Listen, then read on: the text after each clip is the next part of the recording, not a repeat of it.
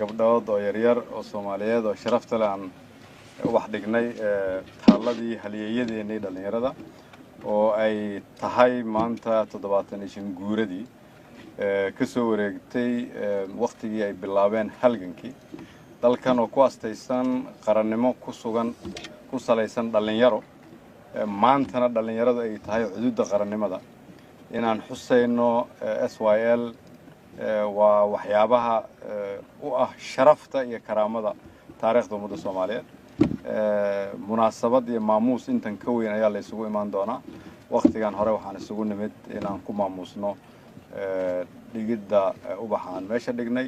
waxaan u mahad celinayaa wasiirka wasaaradda dhalinyarada wasiir Khadiijo iyo gudoomiyaha gobolka Banaadir gudoomiye ku-xigeenadiisa taliyayaasha ciidanka iyo dhammaan gudoomiyaasha degmooyinka oo halkan jooga waqtigan soo jeeda si ay u xafidaan taariikhda iyo qarannimada ummadda Soomaaliyeed inta ka badan waa isugu imaan doonaa